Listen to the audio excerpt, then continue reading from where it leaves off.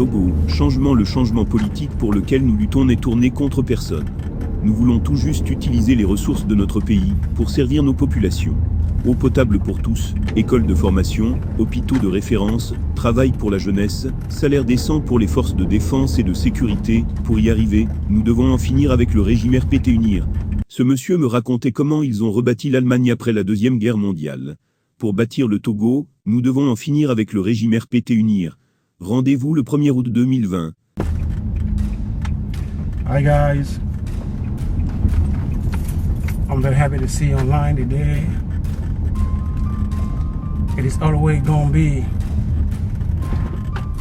about our homeland, Togo.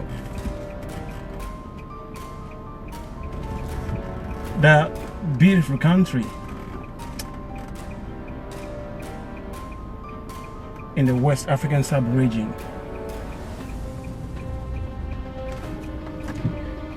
That has been dominated for 54 years just by one family, aided by France.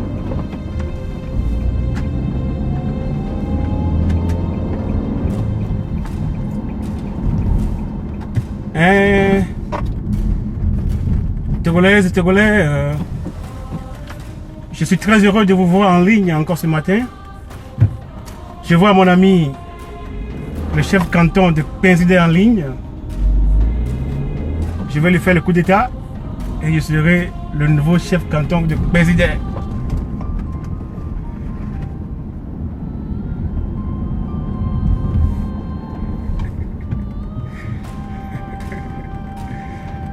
Oui, Togolaises et Togolais, j'aimerais vous parler aujourd'hui de, je pense, 3 choses qui nous concernent. La première chose, c'est un problème que nous avons, Togolais, nous, je ne dis pas vous, mais nous, Togolais, avons. C'est le problème de l'envie, de la jalousie. Nous sommes tellement envieux que cela nous conduit à sacrifier l'intérêt national pour satisfaire nos égos personnels. Je n'ai jamais vu une telle chose dans un autre pays, en dehors de notre pays, le Togo.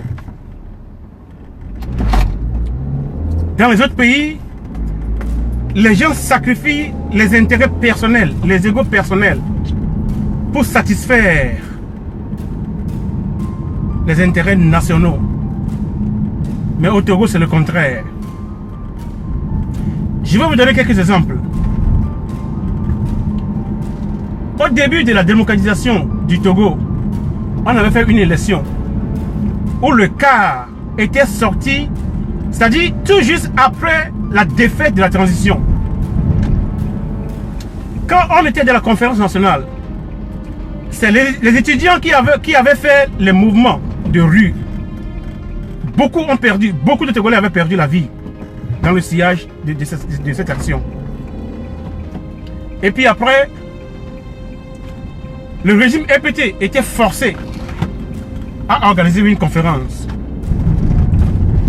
Quand la conférence était en train de se faire, nous avons l'opportunité de déculotter le régime totalement. Mais quand est venu le moment de choisir un premier ministre, il paraît que Léopold Ninavi était la personne la mieux indiquée pour occuper ce poste. Mais Jésus-Christ, dans ses manigances derrière les couloirs, et beaucoup d'autres personnes, avec des calculs mesquins individuels, ils ont préféré prendre Kofigo. Le connaissant très bien, comme n'était pas un hardliner, qui n'est pas quelqu'un de dur, qui n'est pas quelqu'un en qui on peut avoir confiance. Et pourtant, ils ont préféré le prendre à la place de Léopold Ninavi. Déjà ce choix, étant basé sur l'ego, a fait que la conférence a échoué après. Quand les soldats de Yadima avaient attaqué la primature, il y avait des soldats des soldats courageux dans l'armée qui étaient autour de Kofigo. Ils avaient mis leur vie en danger pour le défendre jusqu'aux dernières gouttes de leur sang. Mais d'un seul coup, Kofigo s'est levé contre la vie des soldats qui le protégeaient. Il est allé chez Yadema. Il a tout donné à Yadema. Beaucoup de soldats qui le défendaient avaient perdu leur vie pour le sauver. Qu'est-ce qu'il allait faire? Il n'a pas pensé au Togo. Il n'a pas pensé à la vie des soldats qui le protégeaient. Il a pensé à lui-même. Voilà le problème que nous, Togolais, avons. Le problème de l'ego, de la jalousie, de l'envie. Il a tout vendu. Maintenant, après cela, nous avions encore eu une autre opportunité où nous pouvions sauver notre pays, le Togo. Quand on a fait les élections législatives, Maître Agbo-Ibor avait le plus grand nombre de députés. Et donc, selon la constitution du Togo, le Premier ministre devait être nommé dans son camp. Mais il avait besoin du soutien de Edem Kodjo, qui avait 6 députés, je pense. Mais Edem Kodjo a préféré donner sa voix à Yadema pour devenir Premier ministre. C'est-à-dire que là aussi, il a préféré son intérêt personnel, son ventre. Il a vendu le pays. Tous les jeunes qui étaient morts pour que nous arrivions là-bas, ça ne lui disait plus rien. À cet instant T, c'est le ventre de Edouard Edem Kodjo qui avait la prééminence. L'envie, c'est ce qui tue nous les Togolais. Parce qu'il voit que ce n'est pas lui qui avait gagné et c'était Agbo-Ibor. Donc il avait tellement envié qu'il préférait Eyadema à celui qui a gagné. Et nous sommes en 2020 dans le même scénario. Quand l'élection de 2020 s'approchait, Monseigneur Philippe Fanuko Podjo a pris le bâton de pèlerin. Il a rencontré tous les opposants. Il a cherché à faire un consensus pour trouver une personne qu'on peut présenter. Il a tout fait. Il n'en a pas trouvé. Et de nulle part est sorti Agbo Kodjo. On a créé la dynamique. Monsieur Pierre Koda était dedans. Monsieur Agbo Kodjo était dedans. Monsieur Aimé Gougué était dans la dynamique. Et donc la dynamique était dans une...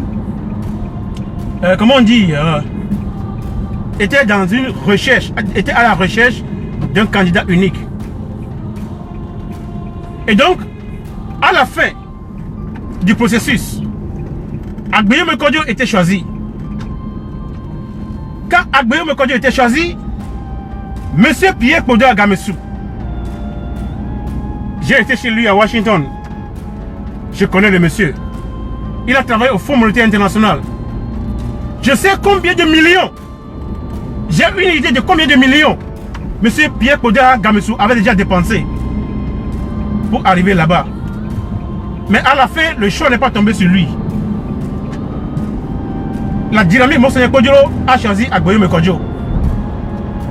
À l'instant même où le choix est fait, Monsieur Gamessou a fait un communiqué. Il a déclaré que c'est Agbo Kodjo qui a été choisi. Et donc, à partir de cet instant, il veut le soutenir. Moi, j'étais dans son équipe. Monsieur Pierre Koda Agamessou a mis toute son équipe à la disposition de Monsieur Agbo Kodjo. Mais à cause de l'envie, de la méchanceté, le professeur Aimé Gougué, qui était membre de la dynamique, a refusé de soutenir la personne que la dynamique a choisie. Il a préféré se présenter lui-même. C'est ça. Puisque ce n'est pas lui qui a été choisi, il est prêt à tout détruire. Quand la Cour constitutionnelle avait fait son choix à la fin et que les candidats du régime avaient été éliminés en dehors de Faure Gnassingbé, M. François Boko avait dit que c'était l'opportunité. Puisque le processus n'était pas clair, tous les candidats pouvaient se retirer et laisser M. Faure Gnassingbé.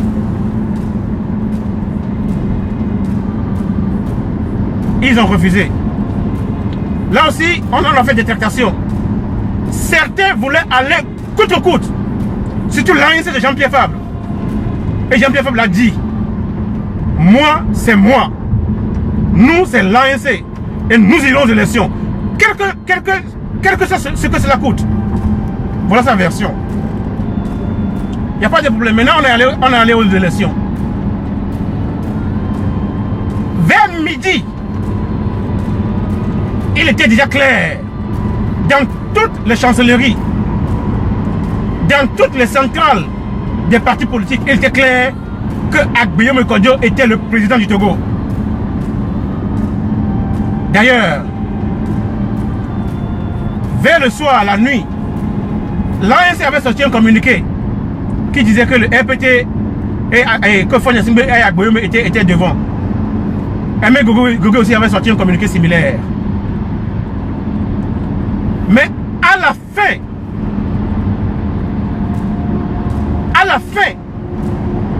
quand Faure Gnassingbé a encore essayé de voler la victoire du peuple togolais, Jean-Pierre Fabre dit que lui, c'est Jean-Pierre Fabre. Subitement, il était devenu aphone, il ne parlait plus. Là où le peuple avait besoin de sa voix, il aurait fallu que Jean-Pierre Fabre aille chez Agbeyomi Kodjo. Et ensemble, ils allaient faire une conférence avec la presse et déclarer que Agbeyomi Kodjo est le gagnant, il le soutient. En le faisant, il ne s'agit pas d'Agbeyomi Kodjo, mais il s'agit du Togo, de la délivrance de la terre que Dieu a donnée à nos aïeux. Mais Jean-Pierre Fabre a préféré se taire, ainsi soutenant Faure Gnassingbé. Aimé Gogué a eu le culot de venir dire aux gens que personne n'a gagné l'élection, que l'élection n'était pas normale. Voilà l'esprit de la jalousie, de l'envie. Parce que ce n'est pas eux qui ont gagné. Ils préfèrent Faure Gnassingbé à l'opposant qui a gagné. Ils préfèrent garder Faure Gnassingbé sur le pouvoir que de voir le Togo rentrer dans l'alternance avec Agbeyomi Kodjo. Mais peuple togolais, j'aimerais vous rappeler que cela n'a pas débuté avec Jean-Pierre Fabre et professeur Wolu et professeur Gogué. Dans les temps bibliques, il y avait aussi ça. Les gens avaient menti. Jésus-Christ avait été arrêté. Il avait été présenté au roi. Ponce Pilate. Le roi a parlé avec Jésus. Mais il a dit qu'en cet homme, je n'ai trouvé aucun péché. Il voulait le relâcher. Il avait demandé aux Juifs. Il y a un voleur qui est dans la cage, qui s'appelle Barabbas. Il y a ce Jésus-Christ qu'on m'a présenté, dans lequel je n'ai vu aucun péché. Lequel voulez-vous que je relâche? Le peuple a crié. Relâche-nous le voleur, l'assassin, le bandit. Barabbas. Relâche-le. Il a dit, qu'est-ce que vous voulez que je fasse avec Jésus-Christ? Il a dit, le peuple a dit, crucifie-le. Donc nous sommes dans le même schéma actuellement. Au lieu d'aider Agbeyomi Kodjo, pour lequel le peuple a voté, pour que le Togo rentre dans l'alternance, afin que nous puissions utiliser les ressources de notre pays pour nourrir nos populations, le professeur Aimé Gogué, le professeur Komi Wolu et Jean-Pierre Fabre, ils demandent que le voleur, l'assassin, Barabbas soit libéré et que Jésus-Christ soit crucifié. À cause de l'envie. À cause de la jalousie. À cause de l'envie et de la jalousie, ils préfèrent le voleur, l'assassin, Fonia Singo au pouvoir, que de voir un Togo libre. Mais je vous le dis, en tant qu'homme de Dieu, la Bible dit, on ne se moque pas de Dieu. Tout ce que l'on sème, on le récoltera. Aussi longtemps que la terre et le ciel existeront, il y aura un temps pour semer, il y aura un temps pour récolter. Ouvrez vos yeux, vous allez voir comment certaines personnes vont finir leur vie au Togo là-bas. Ceux qui ont préféré Barabas à Jésus-Christ, ceux qui ont préféré soutenir Fonia Singbe contre l'alternance du Togo avec Agboyeme, ouvrez vos yeux et vous allez voir comment ils vont finir. Parce que le peuple togolais, c'est un peuple de Dieu. Tu blagues avec lui, Dieu te paie cash. Ouvrez vos yeux et vous allez voir comment ces gens vont finir. Voilà le problème de l'envie et de la jalousie que nous Togolais avons. Et ce problème conduit à la destruction du bien national. J'exhorte, nous les Togolais, à nous départir de cet esprit malsain.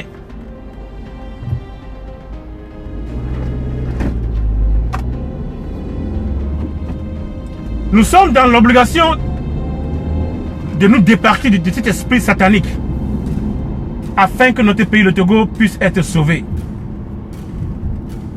Vous savez, actuellement, il y a encore les gens qui parlent déjà de 2025, que leur candidat sera le meilleur en 2025. Nous sommes en 2020, où Agboyeme Kodjo a gagné l'élection. Au lieu de nous concentrer, de nous rassembler pour dégager l'assassin Fonia Singbe, vous avez l'audace de venir nous parler de votre candidat en 2025. Un signe d'ignorance absolue. C'est-à-dire, les gens sont tellement ignorants qu'ils ne se cachent même pas. Ils ont l'audace de venir faire des audios, nous parler de leur candidat qui serait le meilleur, qui serait ceci, qui serait cela. Jean-Pierre Fabre a gagné en 2010. Il a gagné en 2015, 2 fois. Il n'est pas arrivé à avoir le pouvoir. Maintenant, c'est en 2025, à 2025 qu'il va gagner et il va l'avoir. C'est ce que vous voulez nous faire croire. Mais allez dormir avec vos tares. Allez dormir avec vos tares. Nous en avons marre de ces conneries. Togolais, faisons attention à cet esprit de jalousie. Parce que ça nous détruit. Ça détruit notre pays, le Togo. Nous parlons d'une nation. Mais pourquoi parlez-vous d'individus? Moi, je ne comprends pas ça. Monsieur Tigui Achadam, par exemple, je l'ai vu une seule fois qu'elle était venue en Allemagne pour faire une conférence. J'ai eu la chance de traduire sa conférence en allemand, du français en allemand. C'est une seule fois que moi je l'ai vu, sinon je ne l'ai jamais vu. Mais quand il était sorti en 2017, je l'ai soutenu. Il est Kotokoli. Moi je m'appelle Aïkoué. Il est musulman. Moi je suis pasteur évangélique. Mais nos différences ne m'intéressent pas. Ce qui m'intéresse, c'est son projet. J'ai vu qu'avec le projet, on pouvait avoir l'alternance. J'ai mis tout ce que Dieu m'a donné à sa disposition pour atteindre l'objectif. Voilà l'esprit que nous devons avoir. Les petits esprits, la petitesse d'esprit, la mesquinerie. Voilà les choses qui tuent les Togolais. Voilà les choses qui tuent le combat que nous menons. La mesquinerie. Des calculs petits. En anglais, on dit petty reckonings. de petits calculs, les mesquins. Voilà ce qui tue notre pays, le Togo. Les gens sont allés jusqu'à préférer Fonya Singbe. Ah, Guillaume Kodjo. Seigneur mon Dieu. Avec des arguments saugrenus. Des arguments de bêtes. Citoyen togolais, moi aujourd'hui, si Massina Yotrofai ou bien Abalo Félix Katanga se lève et il veut libérer le Togo, je serai son premier soutien. Ce qui compte pour moi, ce n'est pas le nom de la personne, mais c'est la libération de la terre que Dieu a donnée à nos aïeux. Ça, c'est ce qu'on appelle la grandeur, l'élégance politique, la grandeur politique. D'où est-ce que la personne vient? L'ethnie de la personne, sa religion, ça ne m'intéresse pas. Ce qui m'intéresse, c'est que le Togo soit libéré, afin que les citoyens de mon pays aient à manger, aient l'opportunité de se faire soigner quand ils tombent malades, que les enfants puissent aller à l'école, que les jeunes suivent des formations pour avoir un boulot à la fin. C'est tout ce qui m'intéresse. Citoyens togolais, je sais que ce combat est dur. Mais c'est parce que c'est dur que nous devons croiser les bras. Si nous ne levons pas, le pays ne changera jamais. Si nous nous levons, nous allons payer un prix. Mais nous allons avoir la liberté. Faisons le bon calcul. Il y a un mouvement qui est lancé pour le 1er août 2020.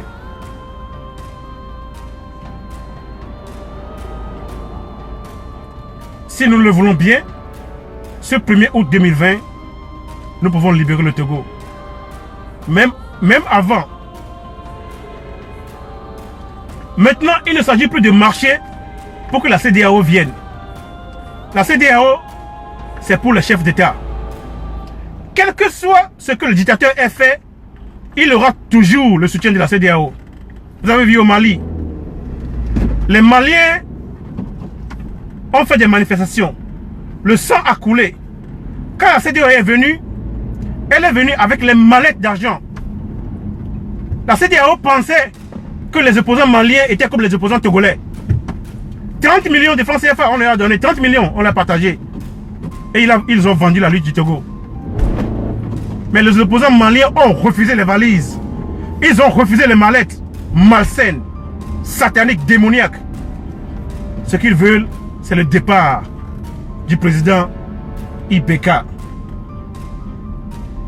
Au Togo, on nous dit qu'un homme de Dieu ne doit pas se mêler de la politique. Au Mali, la contestation est menée par un imam. Arrêtez les conneries. Si vous ne connaissez rien en politique, allez vous inscrire dans des écoles de sciences politiques. On va vous apprendre les théories politiques. Dire qu'un homme de Dieu ne doit pas se mêler de la politique, quelle abomination! Chacun a une foi. Si les hommes de Dieu se retirent, c'est les hommes de Satan qui vont diriger vos pays. C'est les gens qui sont dans les réseaux ésotériques pour lesquels l'être humain n'a aucune valeur. C'est eux qui vont vous diriger. Encourageons plutôt les hommes de Dieu parce qu'ils ont une responsabilité vis-à-vis de leur peuple.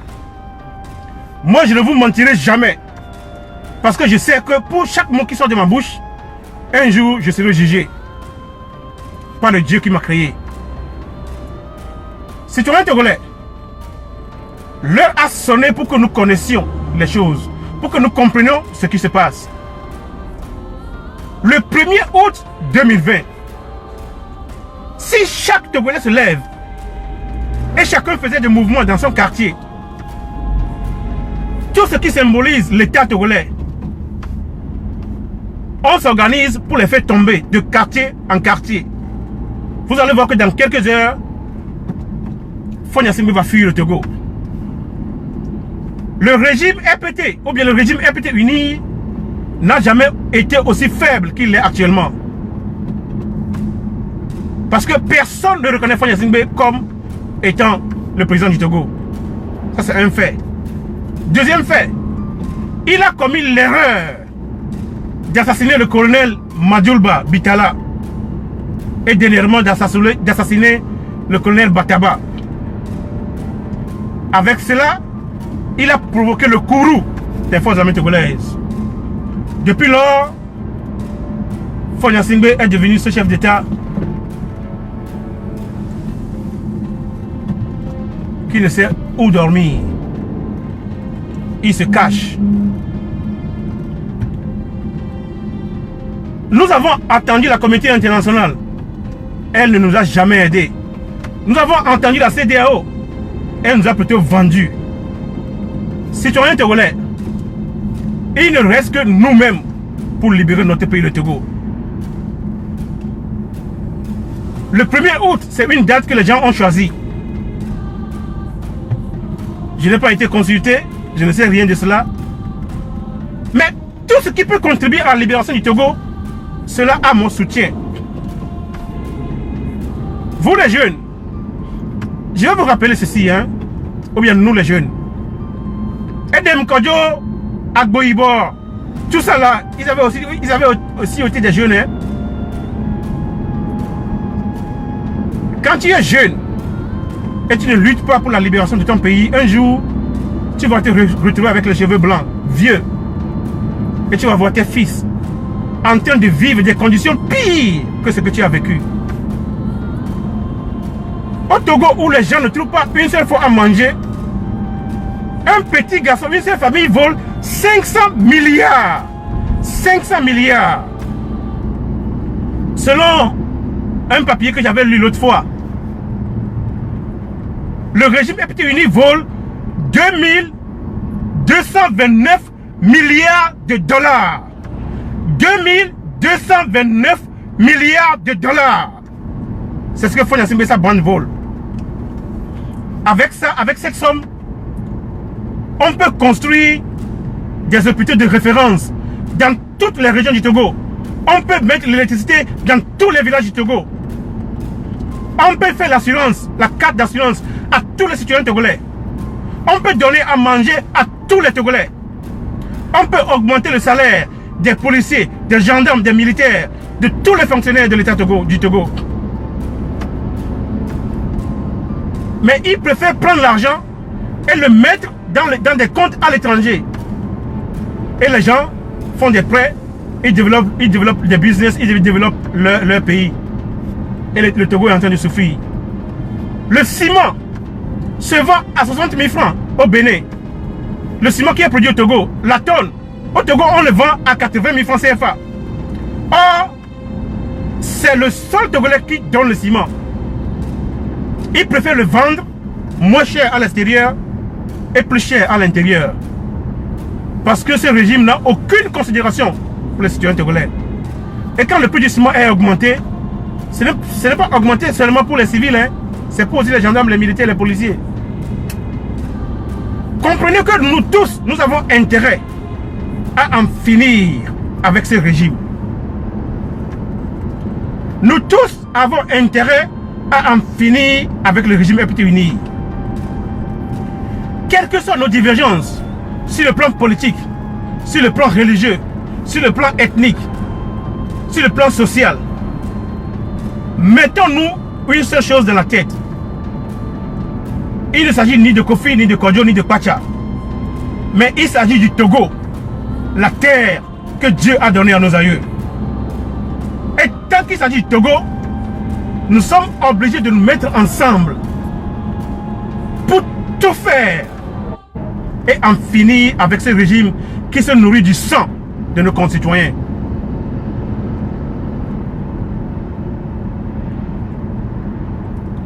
La Bible dit, le bien que tu sais, si tu ne le fais pas, ça te devient un péché. J'aimerais rappeler aux Togolais que quand nous allons faire tomber ce régime, il n'y aura pas de chasse aux sorcières. car personne n'est juste. Car tous ont péché, ils ont été privés de la gloire de Dieu, dit la Bible. Donc c'est pas la grâce en Jésus-Christ que nous sommes sauvés.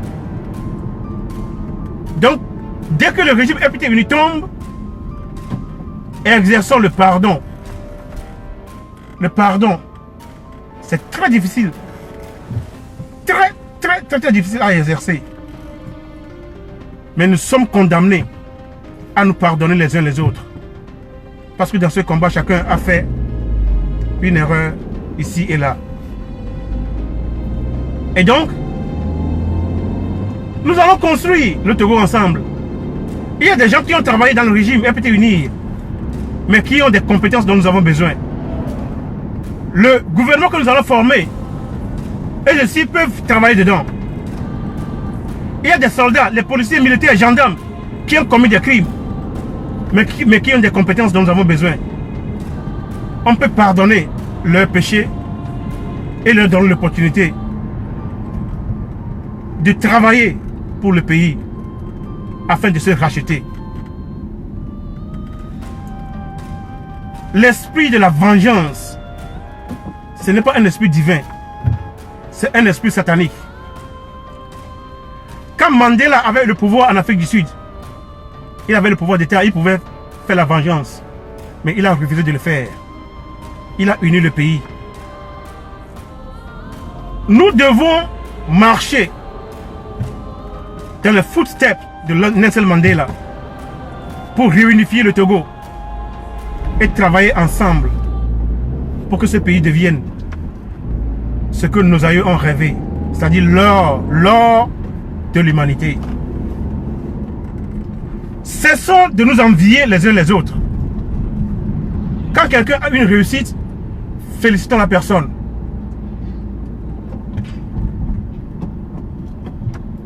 Vous êtes ensemble en train de faire le combat. Mais quand quelque chose te réussit, tu vas voir les gens qui sont avec toi. C'est eux qui vont dire aux gens, non, non, c'est faux. Non, non, ce qu'il dit là, il ne l'a jamais eu. Non, non, il n'a jamais réussi ça. Non, il n'a jamais fait ça. C'est un menteur, c'est un faux.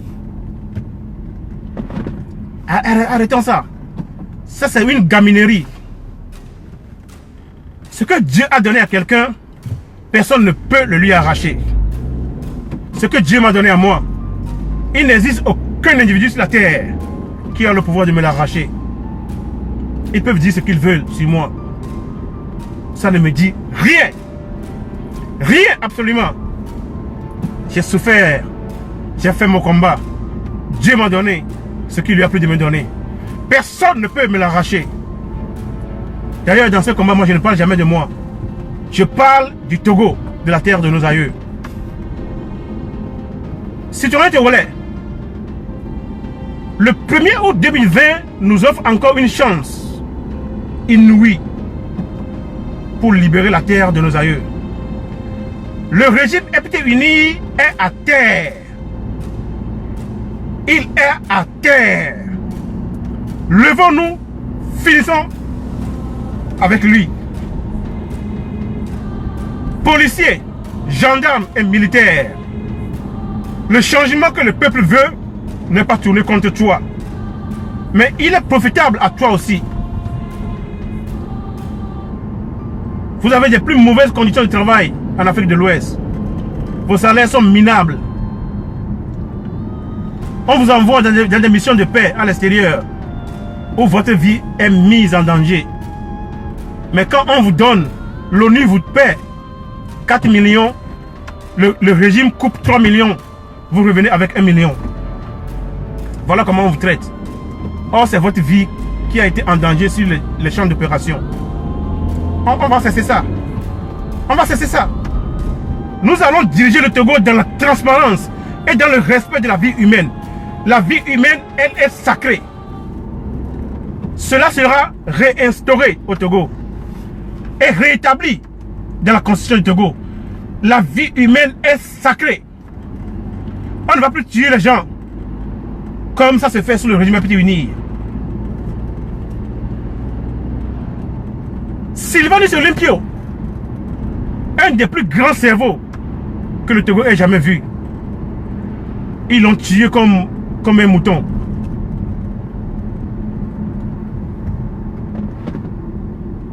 Le professeur Atouché Agbobli, un des messieurs qui m'ont donné moi l'intérêt à la politique.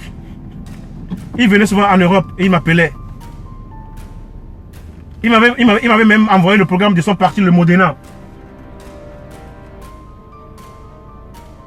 Ils l'ont tué comme ça. Les bâtards l'ont tué. Tavio Amoré, un génie. Un génie. Quelqu'un qui sait faire le sacrifice de soi. Un bâtard a tiré sur lui. Cela doit finir. Bitela Madjoulba, Dieu sait combien de choses mauvaises ce garçon a fait pour maintenir Fonya Simbe au pouvoir. Mais quand Fonya Simbe a eu l'occasion, il lui a fait trancher la gorge. Nous devons finir avec ce régime. La vie humaine doit retrouver toute sa sacralité au Togo. Aucun Togolais ne doit plus souffrir. Aucun Togolais ne doit plus aller au lit le ventre creux. Nous devons finir avec ça. Dieu a béni le Togo. Dieu a trop béni le Togo pour que les enfants togolais aillent au lit le ventre creux. Dieu a trop béni le Togo pour que les jeunes Togolais meurent à cause de petits maux de tête. Je connais une femme ici, sage-femme à l'hôpital en Allemagne. Elle a fait un projet. Elle a demandé des lits à l'hôpital. On a donné des lits qu'elle voulait partager aux hôpitaux à Lomé, au Togo. Quand les lits sont venus, on a réclamé des millions de dédouanements. Quel est ce pays? Comment est-ce qu'on peut diriger un pays de cette façon? Les fils et les filles du Togo qui sont à l'extérieur, quand ils trouvent une bénédiction, ils veulent l'amener pour bénir le pays, ils sont bloqués. J'ai un cousin qui a fait un projet en français. C'est moi qui lui ai traduit ça, c'est moi qui lui ai traduit le projet en anglais. Il a eu le financement de l'UNEP, une organisation des Nations Unies.